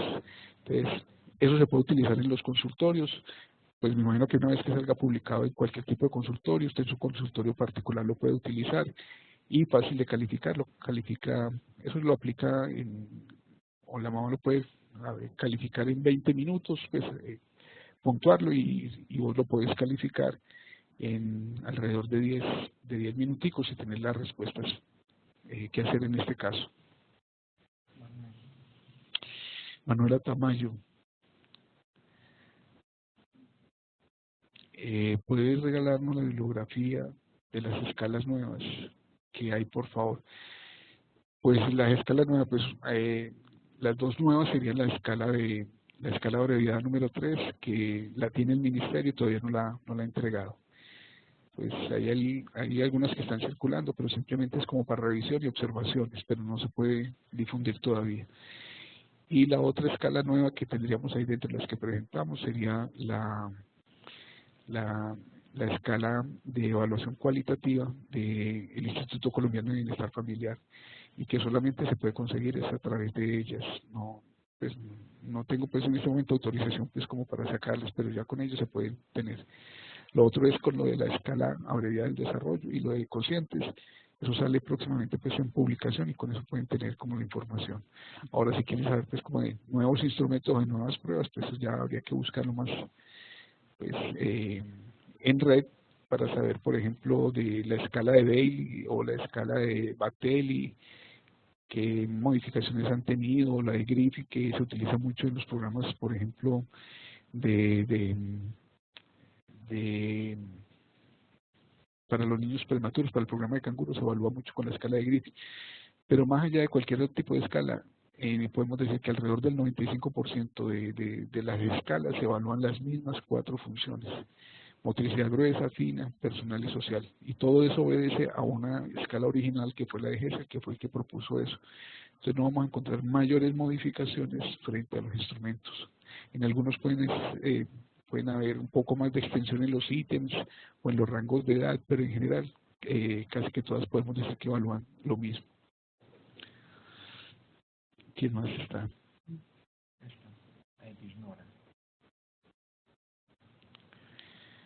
¿Cuáles son los rangos normales? No, pero eso ya a ver, ¿cuáles son los rangos normales de perímetro cefálico? Pues eso sí ya básicamente pues están dentro de las curvas de la OMS o las curvas que tienen, donde se toma la medida y pues se establece que no vayan a haber pues como cambios o variaciones en ese perímetro, pues o sea que no estén ni por encima ni por debajo de 2 desviaciones estándar. Ahí le aparece pues como eso. Pero también es importante medir pues o tener en cuenta cuando puede ser constitucional. Por eso es que muchas veces pueden haber niños que pueden tener una microcefalia que puede ser constitucional, pero si no presentan alteraciones en el desarrollo, en las pruebas que se realizan, no se considera como patológico. Ahora hay otros casos, pero ya son como casos más específicos, en algunos síndromes genéticos que ya hay que tener en consideración. Sabemos, por ejemplo, el síndrome de Down, que tienen problemas, por ejemplo, de microcefalia, o por lo menos tienen un volumen de un 25% inferior al resto de los niños. Entonces les da una cabeza un poco más pequeña, y eso está relacionado y asociado con el desarrollo de los niños, no solamente con el tamaño de su cerebro, porque la configuración macro y micro en el caso de estos niños es diferente a la de los demás niños, y por eso presentan ellos el problema en el curso evolutivo o en el desarrollo. O otros casos, por ejemplo, donde hay cambios en el perímetro cefálico, como es el síndrome de Rett, que no es muy conocido pues, o muy frecuente, pero son niñas que tienen, porque presentan niños que vienen con un desarrollo de un perímetro cefálico y en los controles ya que son normales, y después de los 5 o 6 meses empieza a hacer una desaceleración de la curva de crecimiento del perímetro, y se empieza a asociar con alteraciones en el desarrollo, y empiezan a presentar problemas como que son considerados como dentro del espectro autista. Por eso son la importancia de hacer estas evaluaciones o estos seguimientos. Pero los niveles de dónde a dónde pueden estar en centímetros, me está preguntando, para los diferentes periodos del lactante y del preescolar, pues los encuentra en las tablas.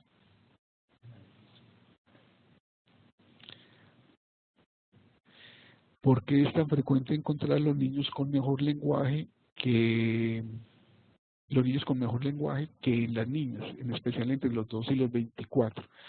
Bueno, realmente yo creo que podríamos decir que es al revés. Generalmente lo que se tiende a observar, aunque no es una norma y que sea que se cumpla, pero hay una tendencia a saber que en las niñas el desarrollo del lenguaje tiende a ser un poco más acelerado. Incluso la patología es más prevalente en los varones, así sean niños o en adultos, cuando son son en varones que las niñas, para que las niñas tuvieran un factor de preservación o de protección frente al deterioro o al daño a nivel del sistema nervioso central, y no solamente a nivel del lenguaje, sino de muchas de las patologías que se encuentran. Algunos dicen, pues ya, un poco de pronto puede ser un poco especulativo, lo que pasa es que se atribuye el lenguaje es a la mujer. Pues desde el punto de vista de la psicología evolucionista, se considera pues que la mujer fue la responsable de la emergencia del lenguaje, pues que en los grupos, cuando empezó los grupos que eran más nómados, las mujeres estaban al cuidado de los niños, de la agricultura, y eso favoreció que desarrollara el lenguaje. En cambio, los hombres desarrollaban más fácil por el hecho de tener que salir, meterse a los bosques a cazar, el desarrollo de las habilidades espaciales, que por eso a veces dicen que la mujer tiene más dificultades en cuanto a la orientación espacial que el hombre, pero se dice que la mujer tiene mayores habilidades dentro del desarrollo del lenguaje. Por eso me parece como particular la pregunta, porque lo que uno observa es diferente. Pero si fuera eso tan significativo, se habrían sacado tablas diferenciales por género, o sea, tablas para evaluar el desarrollo de los niños frente al desarrollo de las niñas, y no es así. Mónica Alejandra Vargas. ¿A qué edad puede ser una alerta en cuanto al inicio de la marcha del niño? Es decir, ¿cuándo se puede considerar en alerta? ¿A qué edad? Bueno, más o menos pues se considera que es alrededor de los 18 meses, cuando el niño no ha logrado empezar como todavía a caminar, que se considera que es una alerta. Pero más que alerta, si coger los cocientes de desarrollo y sacar lo que podría ser la edad madurativa y la edad cronológica, ahí te podría decir si esa alerta se puede traducir en un retardo madurativo o en un retardo patológico. Es muy probablemente que lo que se espera en la mayoría de los niños, que es la marcha alrededor de los 12 a los 13 o 14 mesecitos, y que no se esté presentando en un niño de 18, es probable que ese niño esté dentro de una zona de retardo madurativo a un retardo patológico. Entonces eso es lo que nos daría pues como la sospecha. Hay que mirar no solamente lo que estamos hablando de la escala, sino las condiciones, porque muchas veces, así como hablamos ahorita del lenguaje, que la mamá le entiende lo que son las señas al niño, hay veces que también encontramos falsos positivos sobre mamá que son con patrones muy sobreprotector, que no permiten que los niños ni se ensucien, ni que gateen, ni que estén en el piso. Entonces muchas veces son niños que permanecen mucho tiempo cargados, y realmente no es porque haya una patología de base, sino es por una práctica de crianza inadecuada, o los niños que están utilizando mucho tiempo caminador, que no les permite desarrollar los precursores de la marcha, o desarrollar, por ejemplo, los factores que tienen que estar asociados. Un buen reflejo defensivo, o un reflejo de paracaídas, la organización visual, la organización espacial para apoyar el equilibrio. Entonces, esos niños generalmente pueden tener retrasos en el desarrollo y constituirse más que en alertas en unos retardos madurativos. Pero si aplicas la escala y miras a ver en dónde se ubica la puntuación de alerta y saca los cocientes, te permite saber si es de preocuparse o no. ¿Qué más tenemos ahí? Tengo un niño con agenesia auricular. Esto puede afectar su inicio en la marcha. Realmente no les sabría decir si lo puede, pues así con nivel de certeza. Pues en la marcha pues no solamente está toda la información de apenencia propioceptiva, sino que también hay mucha información que es vestibular. Pues estamos hablando de la agenesia del pabellón auricular, pero la función auditiva y lo que tiene que ver con la información a nivel de cóclea o de los utrículos, me imagino que debe estar preservada, o toda la información que es visual, espacial, que también constituye parte del equilibrio para la marcha. Entonces no debería por qué tenerlo, o que no haya ningún tipo de alteración ni del tono, ni de la fuerza, ni la movilidad, para uno pensar que lo pudiera tener, o sea, o un compromiso a nivel cerebeloso para que lo pudiera tener. Entonces, por el hecho de la agenesia del pabellón auricular, para que tenga alteraciones en la marcha, yo considero que no. Ya habría que mirar si existen otro tipo de factores asociados más allá de la agenesia del pabellón. Pero si me pregunta, yo diría que no. Marta Camargo. Eh, Muchas gracias. Esta forma de evaluación la conocen, la utilizan los psicólogos, los neurólogos y pediatras de la ciudad. Eh, pues yo diría que parcialmente. No son muchas las personas que, por ejemplo, de estas profesiones, que las deberían de manejar, porque básicamente son las personas, estos son los profesionales que básicamente deberían de tener un buen entrenamiento en esto. Nosotros, por ejemplo, desde la parte de Universidad de Antioquia, del Departamento de Pediatría y Puericultura, en la rotación de los estudiantes de sexto semestre, ellos la aprenden a manejar, aprenden a sacar los cocientes de desarrollo y la tienen que incorporar dentro de todas las prácticas que ellos realizan. En la parte de pediatras también, por ejemplo, los pediatras o los pediatras en formación, los residentes de pediatría también tienen la parte de entrenamiento en el manejo de ella.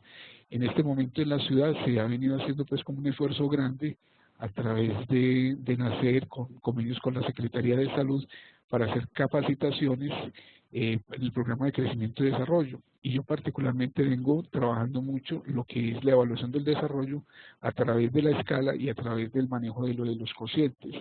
De la misma manera, un esfuerzo grande se ha venido haciendo desde el proyecto de promesa de salud pública, donde se ha venido capacitando a funcionarios, particularmente a médicos, enfermeras y en algunos casos auxiliares de enfermería para el manejo de la escala. Pero hay muchos que desconocen pues como todavía del manejo de esto. Y a nivel de psicólogos, pues los psicólogos cuando están dentro de las prácticas o han estado dentro de las prácticas de pediatría social de la Universidad de Antioquia, se ha venido haciendo. A veces se manejan son otro tipo de instrumentos, pero realmente lo que yo le digo no es mucho lo que varía de un instrumento a otro en cuanto a la parte de resultados. Aquí lo que nosotros hemos tratado de meter y lo que vamos a hacer pues como ya más a nivel nacional, que de alguna forma también se está tratando de hacer con la Fundación Éxito y programa de Gen Cero, es para que en otras partes del país se empiece también el manejo. Pero yo considero que hay parte de neurólogos que no manejan, de pronto manejan otras pruebas, otros instrumentos. Pero este es el instrumento que nosotros tenemos y es un instrumento que es propio, que es nacional, que corresponde a lo que es la idiosincrasia de nuestros niños, que es válido y que es confiable, que se puede aplicar en cualquier parte del territorio nacional.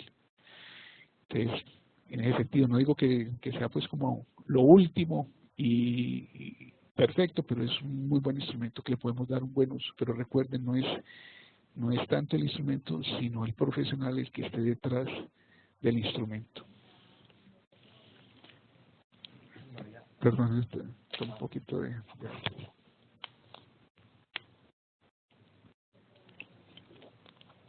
Entonces estamos con video, ¿no? Video, no. Sí, no. Como no me veo acá, entonces pienso que no hay quien afuera. Gloria Omaira Mejía. Si un niño pega constantemente a sus amigos, le quita sus juegos y no admite lo que hizo, además presenta conductas agresivas hacia los adultos y no acepta las normas, se debe remitir al neuropsicólogo. Bueno, mire, aquí han hecho unas preguntas que, por ejemplo, lo de disforia de género y cosas como por el estilo y como estas que a veces por fuera de contexto es muy difícil como de que yo les pueda como responder.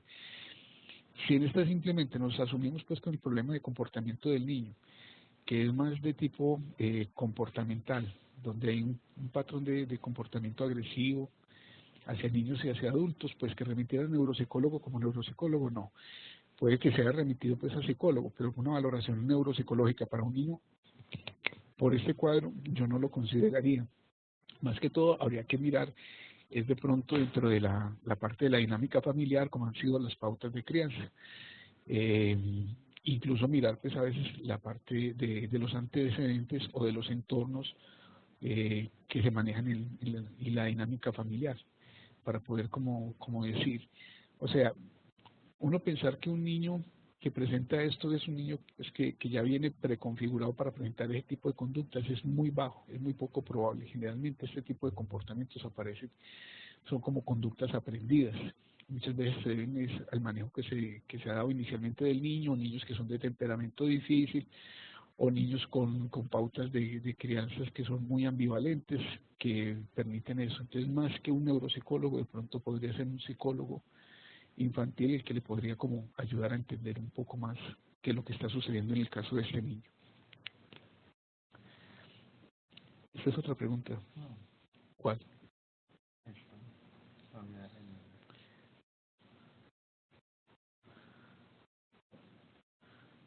Buenas tardes. Estos niños que ya han controlado sus esfínteres y de un momento a otro vuelven a orinarse, a defecarse en la ropa. ¿Y qué hacer cuando llegan a más de 7 años sin este control? Bueno, hay niños que pueden presentar pues pérdidas parciales del control de esfínteres. Algunas veces, pues siempre que se pueda descartar algún tipo de compromiso orgánico, algún tipo de organicidad, pues en estos casos se empiezan a explorar a ver qué tipo de cambios se han ido originando alrededor de la vida familiar, pues como para poder explicar. Generalmente los comportamientos de los niños no aparecen de buenas a primeras, sino que muchas veces existe un factor que es un factor detonante, un factor causal que puede originar. Aquí, en el caso de los esfínteres, siempre se trata pues de ver que no haya como ningún tipo de afectación a nivel orgánico, y se empieza pues como a hacer como la intervención desde el punto de vista psicológico. Algunos niños, por ejemplo, tienden a aprenderlo cuando el aprendizaje no ha sido como muy eficiente, no ha sido, digámoslo, que ha sido muy adecuado, porque hay niños que a veces se les insiste demasiado, se les presiona, se les amenaza para que hagan el control. Entonces es un control que se vuelve muy inestable. Y cuando ese control es inestable, como un aprendizaje inestable, se tiende a desorganizar frente como a situaciones adversas. Entonces es lo que muchas veces se encuentra, tanto pues como en la parte de la enuresis como de la encopresis. Si está llegando pues más de los 7 años y sobre todo pues que es un control diurno, pues me imagino que eso ya tiene que ser con manejo pues por urólogo, por pediatra o urólogo. Algunas veces lo que podemos encontrar es cuando no han adquirido el control nocturno, que eso sí es mucho más frecuente. Tiene el control del esfínter anal, el vesical, pero en el día, pero en la noche pierde el control nocturno, no lo ha logrado. Y ahí lo que pues uno recomienda es que se evalúen mucho los antecedentes familiares, y generalmente es muy frecuente que se observe que alguno de los dos padres se ha demorado también en ese control. Entonces parece haber un factor genético, hereditario en estos niños. Pero si se descarta todo eso, pues el manejo inicial tiene que ser por pediatra o por urólogo, en mi criterio. No más preguntas. Bueno, listo. Entonces, darle las gracias pues por las preguntas y por estar pendiente pues como de la parte de la teleconferencia. Entonces me despido pues invitándolos pues para que la próxima semana puedan estar en otra teleconferencia ya con el doctor Carlos Bernal, donde podrán ampliar más los conocimientos respecto de IEPI. Bueno.